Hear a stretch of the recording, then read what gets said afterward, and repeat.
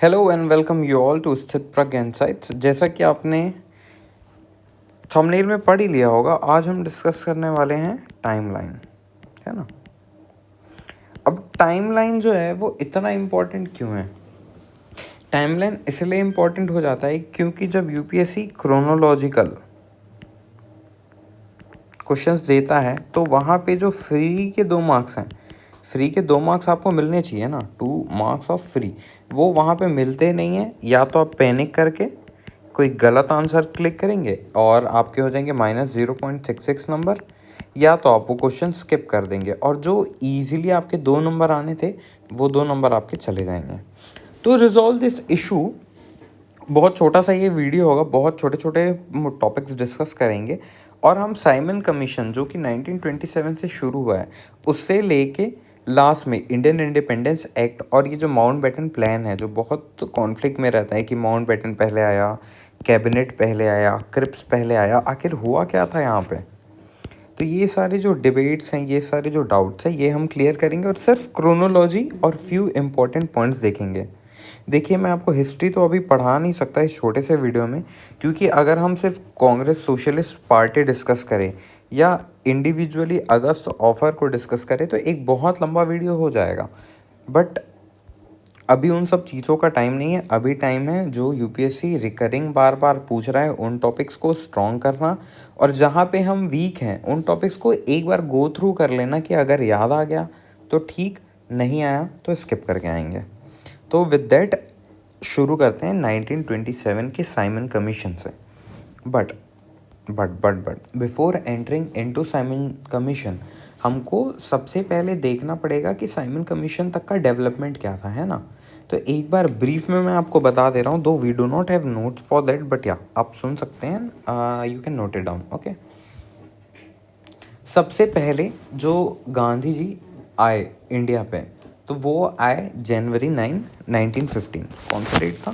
जनवरी 9 1915 को महात्मा गांधी इंडिया में आते हैं।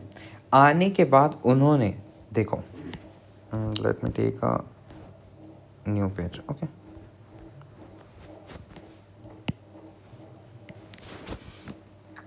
9 जनवरी 1915 को महात्मा गांधी अराइव्ड इंडिया। अब आने के बाद 2 साल तक, फॉर 2 ईयर्स, इन्होंने क्या किया, ये यहाँ वहाँ घूमने लगे। पूरा भारत इन्होंने क्या किया, भ्रमण किया, है ना। इन्होंने भारत भ्रमण किया 2 साल। 15 को आए तो 1916, ये 2 साल ये घूमने लगे। और फिर 1917 ऑनवर्ड्स इन्होंने अपना चक्र चलाया, CAKRA। तो सी से हो गया आपका चंपारण सत्याग्रह, है ना। ये हुआ कब? 1917 में। गुड। ए से आपका अहमदाबाद हो गया, के से आपका हो गया खेड़ा। अब खेड़ा से एक एसोसिएटेड पर्सनैलिटी हैं वल्लभ भाई पटेल, ये आपको याद रखना है, ठीक है। अब ये दोनों जो मूवमेंट हुए ये 1918 में हुए। 19 में इन्होंने रॉलेट सत्याग्रह किया और फिर 1920 में इनका व्हाट, सिविल डिसओबीडिएंट मूवमेंट, या बोलना चाहिए असहयोग आंदोलन जो है वो शुरू हुआ। हिंदी में इसलिए असहयोग लिखा है क्योंकि uh, you have to remember it ना, CAKRA 17 में 1, 18 में 2, रॉलेट 1919 में, और फिर असहयोग जो कि सिविल डिसओबीडियंस मूवमेंट है। सॉरी, आई एम रॉन्ग यार, ये NCM होगा ना, मैं भी क्या लिख रहा हूँ, नॉन कोऑपरेशन मूवमेंट। तो नॉन कोऑपरेशन को असहयोग बोलते हैं, वो तो सविनय अवज्ञा हो गया ना, ओके, माय बैड। अब जब 1920 में इन्होंने CDM शुरू किया तो वी ऑल नो कि 1922 में Chaura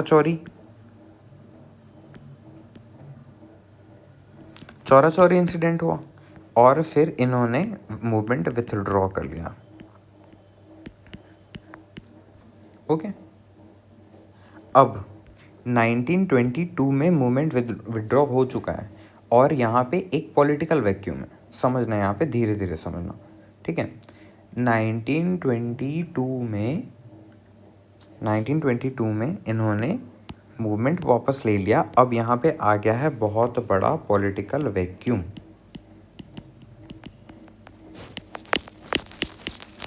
now for this political vacuum, अब पॉलिटिकल वैक्यूम तो कभी हो नहीं सकता, है ना। अगर एक पार्टी विड्रॉ करेगी तो बहुत सारे लोग हैं ना, वी कैन नेवर से कि देयर इज पॉलिटिकल वैक्यूम, वहाँ पे फिर स्ट्रगल शुरू हो जाएगा। तो यहीं से एमर्ज हुए new forces, emergence of new force, okay. अब ये न्यू फोर्स में कौन कौन है, तो भैया कम्युनिस्ट आ गए, ठीक है। यहाँ पे फिर स्वराजिस्ट आ गए, फिर आपकी ट्रेड यूनियन देखने को मिलेंगे यहाँ पे,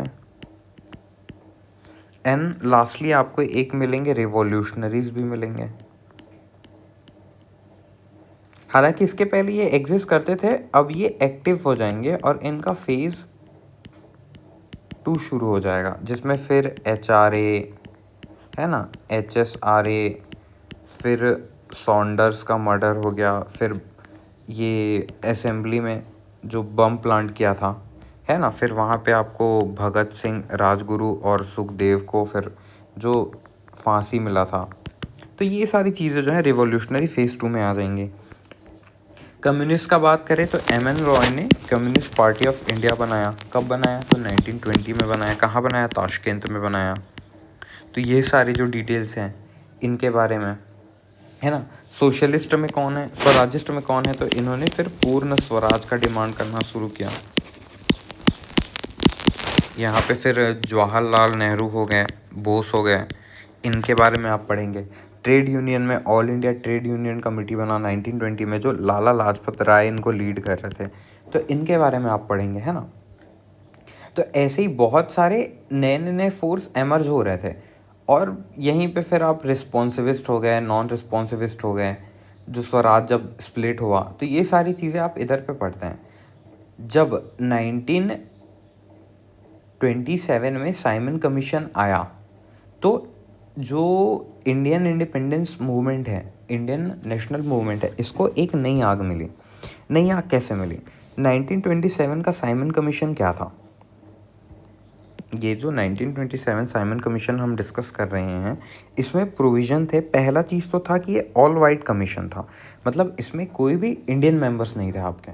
अब इंडियन मेंबर्स नहीं होंगे, देखो पहले तो ये आया था एग्जामिन करने 1919 के एक्ट को। 1919 का एक्ट क्या बोलता है आप कमेंट में बताइए, बट चलिए मैं ही बता देता हूँ। यहाँ पे इन्होंने जो डायरकी और बाइकैमरलिज्म, एक Sikh women and depress class को क्या दिया, सेपरेट इलेक्टोरेट। तो इन सब के बारे में उस एक्ट में प्रोविजंस थे। अब इन एक्ट को एग्जामिन करने के लिए कौन आया, साइमन कमीशन आया। लेकिन साइमन कमीशन था ऑल वाइट कमीशन। तो भाई जब इंडियंस के बारे में आपको चीज़ें डिस्कस करनी है तो आप फिर इंडियन मेंबर्स क्यों नहीं रख रहे हो। इस पर सबसे बड़ा हेजिटेशन था, किसको लेके, साइमन कमीशन को लेके। So what happened, it was rejected by Punjab and justice party, but Hindus और मुस्लिम लीग इसको सपोर्ट कर रहे थे। क्यों, क्योंकि फिर यहाँ पे सेपरेट इलेक्टोरेट वाला प्रोविजन था, तो दे डिमांडेड कि भैया हिंदूज को भी फिर इलेक्टोरेट मिलना चाहिए, ऑल सॉर्ट ऑफ थिंग। अब इसमें प्रोविजन क्या था कि communal electorate should be retained, वो रहना चाहिए, बट जो प्रोविंस में डायरकी है उसको आप एस्टेब्लिश कर दो और एक रिस्पॉन्सिबल गवर्नमेंट वहाँ पे लेकर आओ, ठीक। An replacement of dyarchy with same चीज़ यहाँ पे लिखे हुए हैं। अब 1927 में साइमन कमीशन आया और साइमन कमीशन पे बहुत ज़्यादा रिजेंटमेंट तो था ही कि यार ये कैसी बात हुई, हमको तो रख नहीं रहे हैं, जो इंडियंस करते हैं हमेशा। तो वैसा रिजेंटमेंट वहाँ पे देखने को मिला, किनको, ब्रिटेन को। तो ब्रिटेन में एक लॉर्ड बर्किन हेड्स थे। कौन थे, लॉर्ड, इन्होंने क्या किया, इन्होंने चैलेंज किया किनको, इंडियन को, कि भैया आप अपना रिपोर्ट बना के दो, आप अपना कॉन्स्टिट्यूएंट असेंबली के लिए जो भी डिमांड है वो ला के दो। तो फिर उस बेसिस पे क्या बना, नेहरू रिपोर्ट आया, है ना। नेहरू रिपोर्ट क्या बोला, joint electorate for reservation of seat for minorities, ये प्रोविज़न दिए उन्होंने। बोला लिंग्विस्टिक बेसिस पे प्रोविंस बनाओ। फंडामेंटल राइट के बारे में, sorry fundamental right for citizen of India, इनके बारे में इन्होंने मेंशन किया। साथ ही साथ सेक्युलर स्टेट की भी बात यहाँ पे जो नेहरू रिपोर्ट है वो करता हुआ हमको दिखता है। अब नेहरू रिपोर्ट के बाद एक इम्पॉर्टेंट आता है कलकत्ता सेशन। कलकत्ता सेशन 1928 का है, जिसमें first all India youth Congress form हुआ, है ना। नेहरू रिपोर्ट के बाद बहुत सारी चीज़ें हुई थी, जैसे दिल्ली प्रपोजल आया मुस्लिम लीग का, फिर जिन्ना के 11 पॉइंट डिमांड थे, but these are like small events, इनको डिस्कस उतना करना इम्पॉर्टेंट नहीं है। I am discussing only the things which are important with respect to your prelims exam, okay. तो अब कलकत्ता सेशन के बाद यहाँ पे एक चीज़ आती है जिसका नाम है Irwin declaration. What?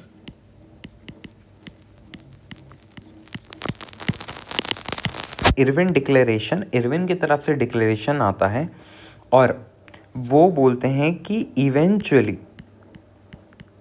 Eventually not fix date nothing, we will give you what, dominion,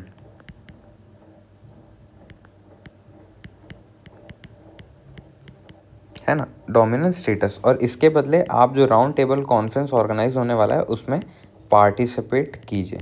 ये एक प्रपोजल आया था इरविन की तरफ से, डार्विन बोल रहा हूँ मैं। फिर आता है आपका लाहौर सेशन।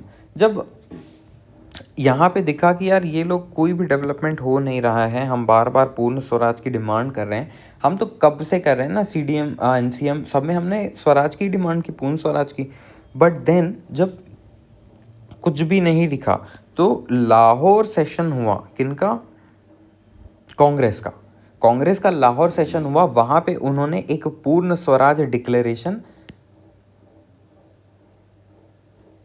पास किया। इसका मतलब ये था कि अब हमको चाहिए कंप्लीट इंडिपेंडेंस। यहीं पे 31 दिसंबर 1929 को रावी नदी के नीचे साइड में, मतलब जवाहरलाल नेहरू ने जो है हमारा नया तिरंगा झंडा फहराया था और इनकलाब जिंदाबाद के नारे भी लगाए थे। अब यहाँ से इन्होंने 1 ईयर ऑफ अल्टीमेटम दिया।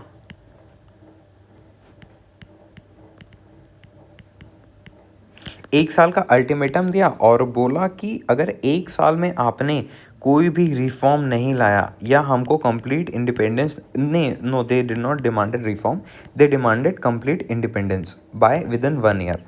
तो जब एक साल में कोई भी डेवलपमेंट नहीं दिखा तो सिविल डिसोबीडियंस मूवमेंट शुरू हुआ 1930 को। From 6th to 12th March, from 12th March two 6 अप्रैल इन्होंने डांडी मार्च किया।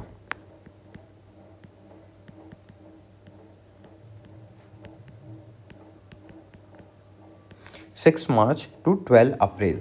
अब ये क्या था, ये सॉल्ट सत्याग्रह था। इन्होंने बोला कि जो भी कानून है हम उनको ब्रेक करेंगे पीसफुली और क्या करेंगे, डिसोबीडियंस करेंगे, हम अवज्ञा करेंगे। तो ये लोग निकले थे साबरमती आश्रम से और फिर डांडी के पास गए। वहाँ पे एक बीच में उन्होंने सॉल्ट अपने हाथ में लिया और एज अ सिंबॉलिक रूप से सॉल्ट लॉ को तोड़ा। इस पे जो 2 चीज़ें ध्यान देने वाली है वो है ये कि सरोजनी नायडू जी थी वो गुजरात में थी और जो राजगोपालाचारी सी राजगोपालाचारी जी थे वो तमिलनाडु के तंजौर पोस्ट में थे। 9 अब सिविल डिसोबीडियंस मूवमेंट के बाद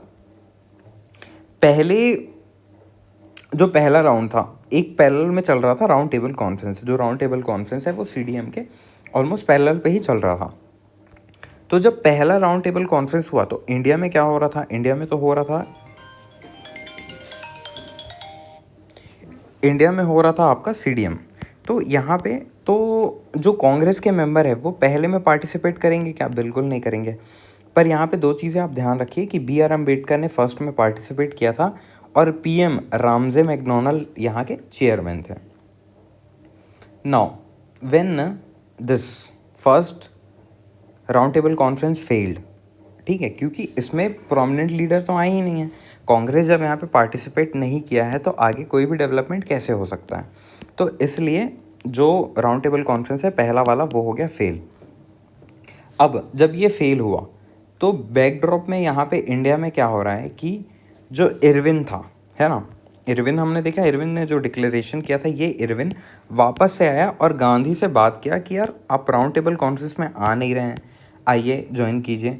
तो before round table conference with the effort of Tej Bahadur Sapru and M.R. Jayakar, ये जो है ये गांधी इरविन पैक्ट हुआ। अब इसमें प्रोविज़न क्या थे इस पैक्ट में, इन्होंने बोला कि आप पहले तो CDM है, जो CDM है उसको बंद कीजिए और हम बदले में जो प्रिजनर हैं who are not charged with violence, इनको हम क्या करेंगे, हम रिलीज कर देंगे। ओके। और सरोजनी नायडू ने यहाँ पे इरविन और गांधी को क्या बोला था, महात्मा, बोथ महात्मास। अब जब कराची सेशन हुआ तो इस पैक्ट को क्या करेंगे ये लोग रेटिफाई करेंगे कि हाँ वी एग्री दिस पैक्ट। और इसके जो वल्लभ भाई पटेल थे वो प्रिसाइडिंग ऑफिसर थे या प्रेसिडेंट थे, जो भी आप बोलना चाहें। अब यहाँ से ये हुआ और 1932 में सेकेंड कॉन्फ्रेंस हुआ। अब ये जो था only session in which Congress participated, but मूल यहाँ पे कुछ आया नहीं, हुआ गया कुछ भी नहीं। और फिर थर्ड राउंड टेबल कॉन्फ्रेंस हुआ, इसमें भी फेल हो गया। ये फेल हो गया क्योंकि कांग्रेस अटेंड नहीं किया था। B.R. अम्बेडकर जो थे वो तीनों कॉन्फ्रेंस अटेंड किए थे। और जो राउंड टेबल कॉन्फ्रेंस था, जो सबसे इंपॉर्टेंट चीज़ हम डिस्कस करना भूल गए, ये डिस्कस कर रहे थे साइमन रिपोर्ट को। साइमन किसके लिए आया था, 1919 के एक्ट के लिए। तो 1919 के एक्ट के लिए पहले इन लोग साइमन को बुलाए, अब फिर साइमन को डिस्कस करने के लिए राउंड टेबल कॉन्फ्रेंस बुलाए। तो भाई तुम एक बार में क्यों नहीं करते हो काम, है ना। अब यहाँ पे फिर से देखते हैं अभी तक हम लोग क्या देखें। पहले तो दिमाग में ऐसे क्रोनोलॉजी रहना चाहिए ना। तो हमने देखा 1927 में साइमन कमीशन आया, फिर 1928 में हमने नेहरू रिपोर्ट देखा, फिर 1929 में हमने एक लाहौर का सेशन देखा, इसी बीच में कलकत्ता सेशन और कलकत्ता सेशन हो चुका था। फिर लाहौर के सेशन के बाद हमने देखा 1932 में CDM। इस बीच में गांधी इरविन डिक्लेरेशन जो 1931 का है वो सामने आता है। कुछ भूले हम? नो। फिर हम राउंड टेबल कॉन्फ्रेंस की ओर बढ़ रहे थे, इसके बारे में पढ़ रहे थे। और फिर हम देखते हैं कम्युनल अवार्ड। तो कम्युनल अवार्ड क्या है, कम्युनल अवार्ड जो है वो राउंड टेबल, जो थर्ड राउंड टेबल कॉन्फ्रेंस था ना, इसमें PM रैमजे मैकडोनल्ड ने एक अवार्ड दिया जिसको बोला गया कम्युनल अवार्ड। इसका में क्या प्रोविज़न थे, provision for separate electorate for depress class. अब इसमें क्या है, गांधी जी हो गए नाराज़। गांधी जी क्यों नाराज़ हो गए कि भाई तुम मुस्लिम को सेपरेट इलेक्टोरेट दे दियो, पार्टीशन का बीज बो रहे, अब फिर तुम डिप्रेस क्लास को दोगे तो ऐसे तो हमारा देश बढ़ जाएगा। तो इसके लिए फिर जो गांधी जी है उन्होंने फास्ट किया डेथ तक के, फास्ट अंटिल डेथ। तो इनका डेथ प्रिवेंट करना बहुत ज़रूरी था, क्योंकि अगर ये ख़त्म हो जाते तो पूरी इंडिया जो है मास एजिटेशन यहाँ पे देखने को मिलता। तो इसके लिए फिर पूना पैक्ट होता है किसके बीच में, गांधी और B.R. अम्बेडकर। B.R. अम्बेडकर किसके साइड थे, ब्रिटिश के साइड। तो गांधी और B.R. अम्बेडकर के बीच में एक पैक्ट देखता है येरवाड़ा सेंट्रल जेल में। इन्होंने यहाँ पे सेपरेट इलेक्टोरेट को एक्सेप्ट किया, बट बोला कि हरिजन्स के लिए फिर रिजर्वेशन वहाँ पे हमको मिलना चाहिए। ओके, नाउ आगे बढ़ते हैं। अब जब CDM का जो ये पूरा मसला ख़त्म हुआ तो फिर से यहाँ पे शांति हो गई। इवेंचुअली जो CDM है वो क्या होने लगा, लोगों का इंटरेस्ट ख़त्म होने लगा, क्योंकि बहुत सारे इवेंट होने लगे ना बीच में। जैसे हमारे भगत सिंह जी हैं, उनको फांसी हो गई, फिर गांधी जी को जेल हो गया, तो बहुत सारी चीज़ें होने लगी। और जैसे ही गांधी जी जेल में गए तो ये जो मूवमेंट है उसका पेस कम हो गया। और फिर अलग अलग लीडर्स, जो एमरजेंस ऑफ वेरियस पावर हम देखे थे, तो वहाँ से जो पावर तब निकले थे वो अभी फिर एक्टिवेट होंगे जब जब कांग्रेस का डोमिनेंस रहेगा। ये पावर जो है साइड पावर, ये श्रिंक रहेंगे। When ever Congress feels like weaken, ये पावर ऐसे एग्रेसिव हो जाएंगे, ऊपर आ जाएंगे। तो यहाँ पे फिर 1934 में सोशलिस्ट पार्टी हमको देखने को मिलती है, जिनका गोल क्या है, सोशलिज्म को प्रमोट करना। इसमें प्रोमिनेंट कौन थे? तो प्रोमिनेंट रोल हमको जवाहरलाल नेहरू का दिखता है। यहाँ पे आचार्य नारायण देव इनके प्रेसिडेंट हैं और जेपी नारायण जो हैं जनरल सेक्रेटरी हैं। इन्होंने डिसेंट्रलाइज सोशलिज्म को प्रमोट करने का दायित्व उठाया था। आगे चलते हैं। 1935 के एक्ट में हमको जो है प्रोविंस में इलेक्शन करवाने का जो अधिकार है वो मिल चुका था। तो वहाँ से प्रांतीय स्वायत्ता इसको बोलते हैं, प्रोविंशियल ऑटोनॉमी, ये हमको मिली। और हमने फिर जो प्रोविंसेस हैं उनमें इलेक्शन किए और क्या गवर्नमेंट बनाई। तो मेजॉरिटी ऑफ द लोकेशंस पे Muslim League and Congress were prominent. इसके आगे 1939 में एक त्रिपुरी सेशन देखने को मिलता है।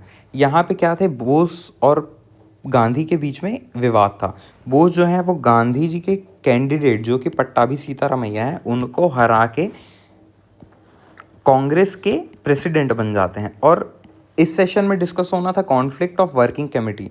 तो गांधी जी इससे बिल्कुल नाराज़ नहीं थे और वो गुस्सा हो गए थे। तो बोस ने क्या किया, रिज़ाइन कर दिया और डॉक्टर राजेंद्र प्रसाद जो है वो अगले प्रेसिडेंट बने। अब बोस के साथ नाराज़गी क्या थी, ये थे थोड़े रेडिकल स्वभाव के और गांधी जी तो एकदम नॉन वायलेंट है। तो इनके बीच कॉन्फ्लिक्ट होना तो बहुत लाजमी है। तो वही चीज़ हमको देखने को मिली इस त्रिपुरी सेशन में। अब त्रिपुरी सेशन के बाद जब वर्ल्ड वॉर 2 का पीरियड आता है ना, तो क्या होता है कि ब्रिटिशर हैं ये विदाउट एनी परमिशन जो इंडियंस हैं इनको ड्रैग कर देते हैं किसमें, वर्ल्ड वॉर 2 में।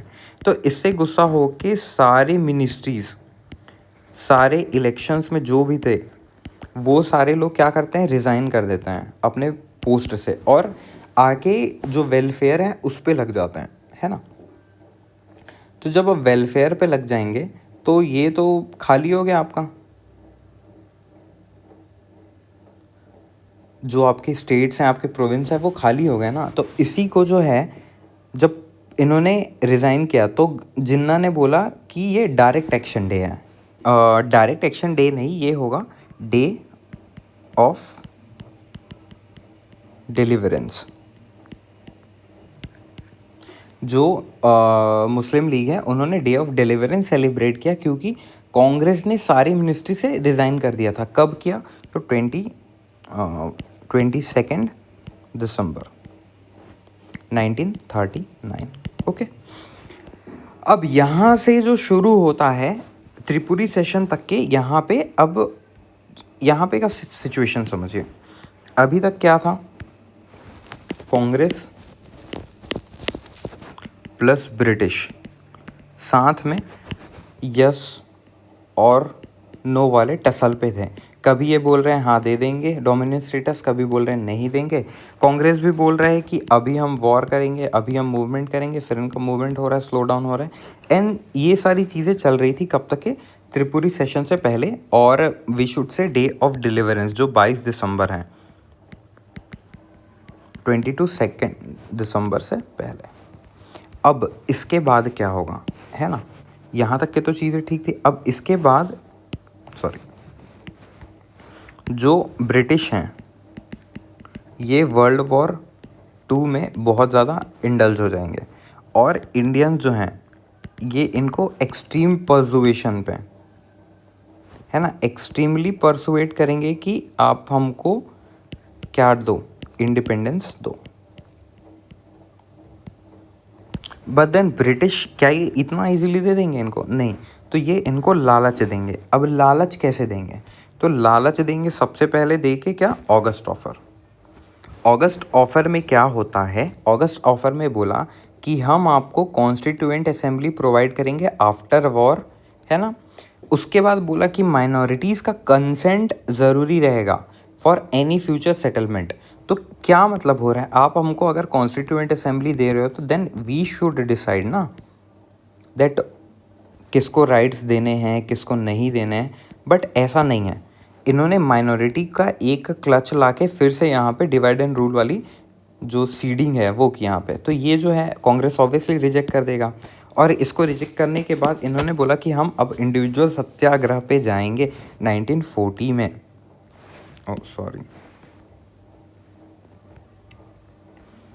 1941 में एक मिशन आता है। ओके, विनोबा भावे जवाहरलाल नेहरू जो हैं ये पहले सत्याग्रही थे इंडिविजुअल, और ये जो सेकंड थे ये PYQ है, तो that is why this point is written here. अब पहले इन्होंने क्या प्रोवाइड किया, ऑगस्ट ऑफर। ऑगस्ट ऑफर के बाद ये देंगे क्या, क्रिप्स मिशन। ये इस टाइम पे विंस्टन चर्चिल जो थे वो PM थे, कहाँ के, ब्रिटेन के। इन्होंने क्या बोला, हम देंगे आपको union with dominion status, not needed. हम तो भी कंप्लीट इंडिपेंडेंस, पूर्ण स्वराज की मांग कर रहे हैं ना, अब डोमिनेंट स्टेटस का क्या करेंगे हम तो, no, not required. Province can have settlement with British, okay, and will have right to secede. तो जब आप सेटलमेंट कर रहे हैं इनके साथ, तो आप हमको इंडिपेंडेंस नहीं दे रहे हैं, आप इनको क्या दे रहे हैं, लॉलीपॉप, कि आपको जो चाहिए हम दे देंगे, हमको रहने दो। Defence right will be with British. तो भाई इंडिपेंडेंस तो बात ही नहीं हुआ ना यहाँ पे, ये सिर्फ बात करें डोमिनियन स्टेटस देने की, तो डोमिनियन तो हमको चाहिए नहीं। तो दिस वॉज रिजेक्टेड। इसको पोस्ट डेटेड चेक बोला गांधी जी ने। और यहाँ पे एक बात और हुई थी, creation of constitution making body, इसके बारे में जिक्र पहली बार आया था क्रिप्स मिशन 1942 में। इसके बाद फिर आया क्विट इंडिया मूवमेंट। वही क्विट इंडिया मूवमेंट एक बहुत वायलेंट मूवमेंट था, did not attract labour class in general, और येरावाड़ा CWC मीटिंग एट वार्धा से ये प्रोक्लेम हुआ था। QIM से ज़्यादा क्वेश्चन आए नहीं हैं प्रीवियस ईयर क्वेश्चंस में, तो ये सेक्शन हम उतना डिस्कस नहीं कर रहे हैं। फिर आता है आपका वेवेल प्लान। वेवेल प्लान जो है to resolve deadlock between INC and Muslim League. Indian National Congress और मुस्लिम लीग के बीच जो डेडलॉक था उसको रिजॉल्व करने का कोशिश किया गया।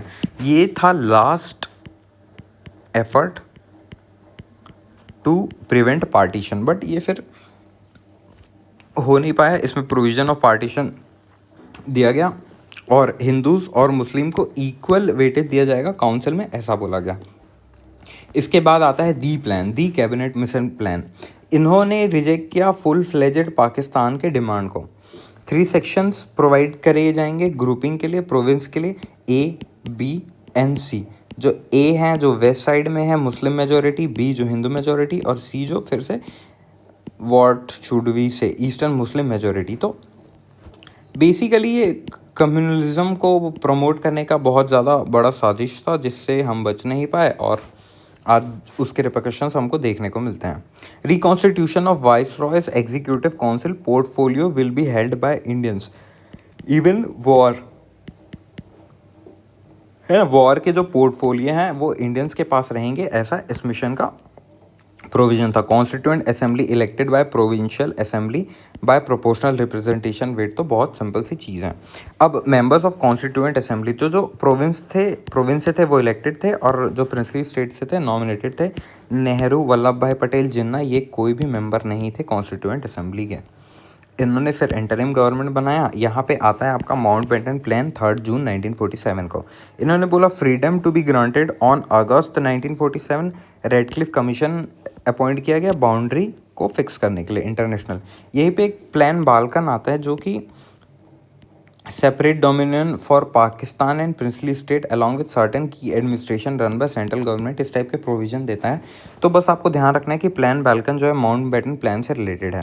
फिर लास्टली आपका इंडिपेंडेंस एक्ट आएगा, और इन्होंने 2 डोमिनियन को इस्टेब्लिश किया इंडियन एम्पायर के, जो है इंडिया और पाकिस्तान। ये फिर जाके जब अपना कॉन्स्टिट्यूशन एनेक्ट करेंगे तो ये प्योरली सॉवरेन स्टेट हो जाएंगे। Okay, so here we complete our this timeline, और बहुत सिंपल है, ज़्यादा कुछ है नहीं इसमें। देखो सबसे पहले क्या हुआ, साइमन कमीशन आया 1927 में। ये क्यों आया, 1919 के रिपोर्ट को, देखिए 1919 के रिपोर्ट को ये डिस्कस करने आया। अब इसका रिपोर्ट का डिस्कशन कब होगा, राउंड टेबल कॉन्फ्रेंस में। देखो साइमन आया, फिर नेहरू रिपोर्ट आया 1928 में। आफ्टर नेहरू जो है हमको देखने को मिलता है कलकत्ता सेशन। कलकत्ता सेशन में बहुत जो इम्पोर्टेंट चीज़ है 1928 में, वो है कि all India youth Congress form होता है यहाँ पे, ठीक है ना। फिर लाहौर सेशन है, यहाँ पे जो डिक्लेरेशन ऑफ पूर्ण स्वराज है 1929 में हमको देखने को मिलता है। फिर CDM आ जाएगा आपका 1930 में।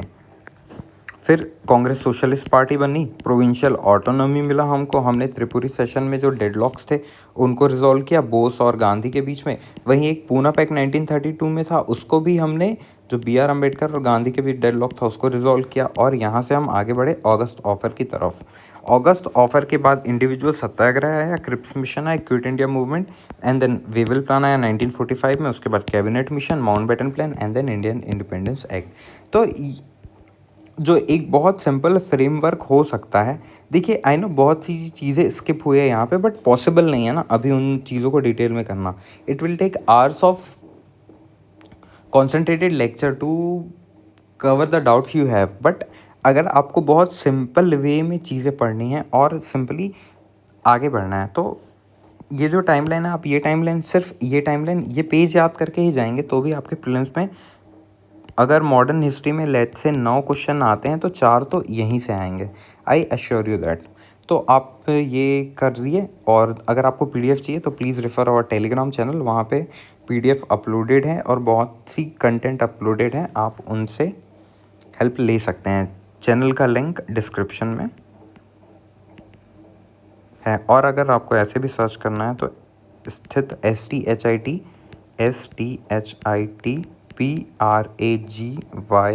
स्थित प्रज्ञा 09, ये हमारी टेलीग्राम आईडी है। So thank you all for your time. मिलते हैं नेक्स्ट वीडियो में।